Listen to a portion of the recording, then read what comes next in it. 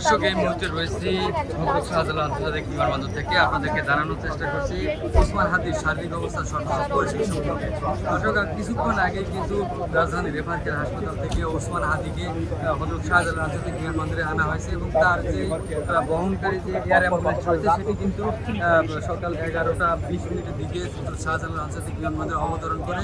এরপরেই কিন্তু হযরত শাহজালাল আন্তর্জাতিক বিমানবন্দর থেকে দুজন সিঙ্গাপুর থেকে আসা দুজন চিকিৎসক এবারকের হাসপাতালে যায় এবং এবারকের হাসপাতাল থেকে কিন্তু তাকে নিয়ে কিছুক্ষণ আগেই শাহজালাল আন্তর্জাতিক বিমানবন্দরে আসে এবং আমরা যতটুকু জানতে পারছি যে দুপুর 2টা নাগাদ কিন্তু সেই এয়ার অ্যাম্বুলেন্স সেটি কিন্তু সিঙ্গাপুরের উদ্দেশ্যে যাত্রা করবে। আপনারা দেখতে পাচ্ছেন যে ওসমান হাদিকে নেয়ার যে প্রক্রিয়াটি সেখানে দেখতে পাচ্ছি আমরা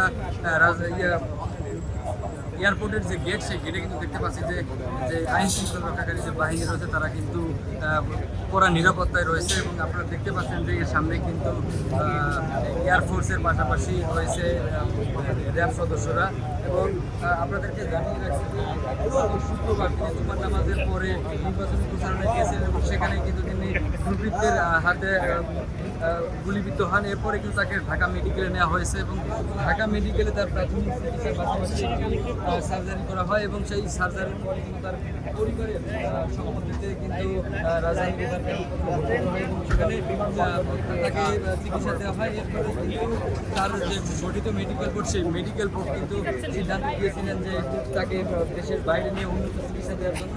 এরপরেই কিন্তু তার পরিবার এবং সরকারের পক্ষ থেকে কিন্তু বলা হয়েছিল যে তাকে তার যে উন্নত চিকিৎসা সেই উন্নত চিকিৎসার জন্য যদি দেশের বাইরে নেওয়া প্রয়োজন হয় তাহলে তাই করবে অন্তর্বর্তী সরকার। এরপরেই কিন্তু তার পরিবার যে সিদ্ধান্ত নেয় যে তাকে সিঙ্গাপুরে নিয়ে উন্নত চিকিৎসা দেওয়া হবে। এর মধ্যে কিন্তু বেশ কয়েকটি দেশে কথা বলে তার মেডিকেল বোর্ড সিঙ্গাপুর, থাইল্যান্ড এবং মালয়েশিয়াতে। এরপরে কিন্তু তাকে সিঙ্গাপুরে নেওয়ার সিদ্ধান্ত নেওয়া হয়। এরপরে এয়ার অ্যাম্বুলেন্সটি সকাল 11:20 কিন্তু হযরত শাহজালাল আন্তর্জাতিক বিমানবন্দরে হযরত শাহজালাল আন্তর্জাতিক বিমানবন্দরে অবতরণ করে। এরপরেই কিন্তু প্রায়